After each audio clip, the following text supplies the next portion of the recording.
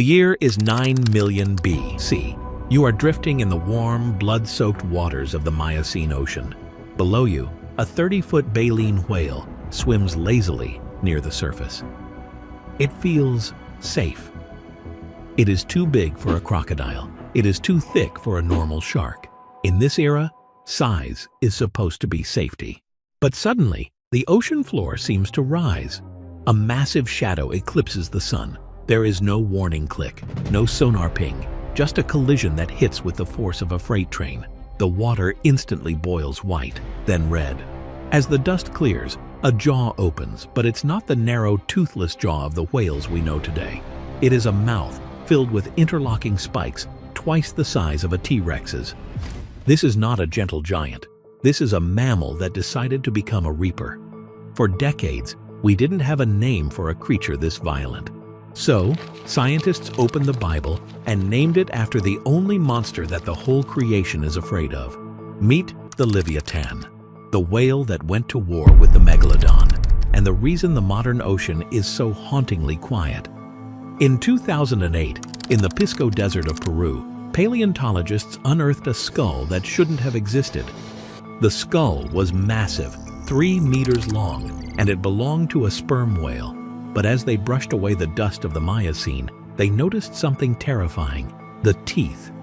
Modern sperm whales have teeth only on their bottom jaw. They are relatively small, used mostly for grasping slippery squid in the dark. The top jaw is usually toothless, possessing only sockets for the bottom teeth to fit into. This skull was different. It had massive, recurved teeth on both the top and the bottom jaws. These weren't tools for grasping, these were tools for destruction. The scientists who found it realized they were looking at the ultimate apex predator of the Cenozoic era. They needed a name that conveyed absolute power, a name that signaled the end of the world for anything that swam near it. They chose Leviathan. In the Bible, Leviathan is a sea monster so terrifying that it is described as king over all the children of pride. It is a creature that cannot be hooked, cannot be speared, and sneezes flashes of light. But here is where the story gets strange. Shortly after announcing the name, the scientists hit a legal wall. The name Leviathan was already taken. It had been assigned a century earlier to a mastodon fossil that turned out to be invalid. According to the strict rules of zoological nomenclature, you cannot reuse a name. The monster had lost its title. So, the scientists pivoted. They chose the Hebrew spelling of the word Leviathan, and they gave it the species name Melville, in honor of Herman Melville, the author of Moby Dick. It was a poetic choice. Melville wrote about a fictional white whale that fought back against men. But Leviathan Melville wasn't fiction, and it didn't fight men. It fought something far worse. To understand why Leviathan is such a biological anomaly, we have to look at its mouth. In the history of life on Earth, there is a contest for the largest biting teeth. For decades, the title was held by the Tyrannosaurus rex. The T-Rex had serrated, banana-shaped teeth designed to crush bone. They measured about 6 to 8 inches long. Leviathan laughed at those numbers. The teeth of Leviathan measured up to 36 centimeters over 14 inches long. And unlike the T-Rex, whose teeth were often flat or serrated for sawing, the Leviathan's teeth were thick, conical spikes. Why did a whale need teeth this big? Because of what it was eating. T-Rex hunted dinosaurs, animals made of bone and muscle. Leviathan hunted baleen whales. Whales are insulated by blubber, a thick, fibrous layer of fat that acts like biological armor. To kill a whale, you can't just bite it. You have to penetrate 2 feet of dense fat just to reach the vital organs. This is a strategy known as macroraptorial feeding. It is the most violent lifestyle a mammal can choose. Modern killer whales, orcas, are macroraptorial, but they are small. They have to hunt in packs to take down a large whale. They exhaust it, drown it, and slowly bleed it out over hours. Leviathan didn't need a pack. It was the size of its prey. It was a 60-foot assassin that hunted other 60-foot animals alone. Leviathan would clamp onto the skull or the spine of its prey and simply thrash.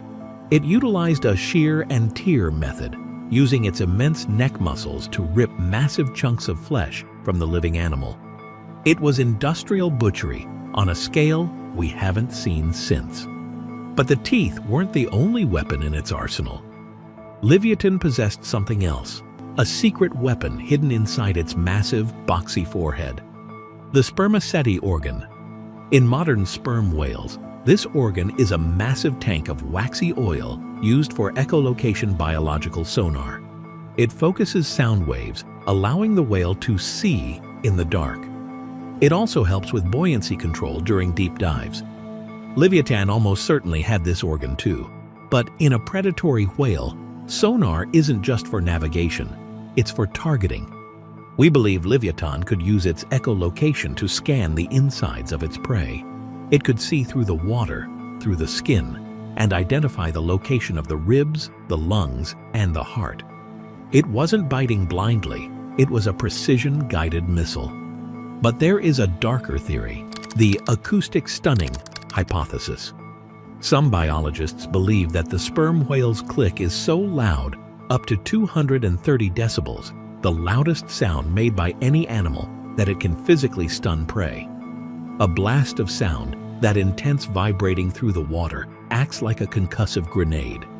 If Leviathan focused that beam of sound on a smaller whale, it could potentially rupture eardrums, disorient the brain, or vibrate the tissues with enough force to cause paralysis. It might have screamed its prey to death before it even took a bite. It was the ultimate hunter. It could hear you from miles away, stun you with sound, ram you with the force of a freight train, and then dismantle you with the largest teeth in history. Usually, an ecosystem can only support one super predator. You don't see lions and tigers sharing the same savanna. One eventually drives the other out. But the Miocene Ocean was an anomaly. It was a time of excess. The seas were warm, the food was unlimited, and the biodiversity was off the charts. Because of this abundance, nature did something it rarely does. It created two gods. Swimming in the same waters, at the same time as Leviathan was the Otodus Megalodon, the largest shark to ever live. For years, paleontologists wondered if they fought. Did the shark and the whale ignore each other? Or was there a war? The fossil record gives us a hint. We find the teeth of both predators in the same locations. They hunted the same food, the small to medium-sized baleen whales, called Cetatherium. This was a cold war of the deep. On one side, you have the Megalodon, the ultimate cartilaginous machine, silent, fast, armed with serrated teeth designed to strip flesh. The Megalodon was a body hunter. It attacked the fins and the tails, immobilizing its prey before bleeding it out.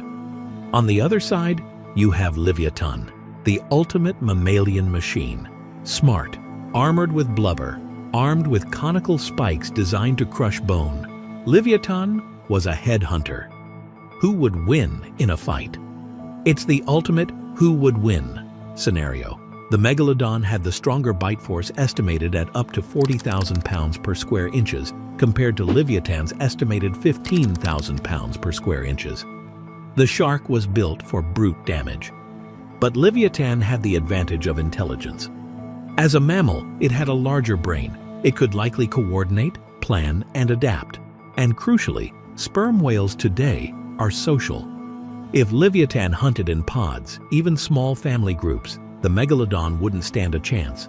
A pack of 3 Leviathan would tear a Megalodon apart. However, if it was one-on-one, the shark likely had the edge in raw power.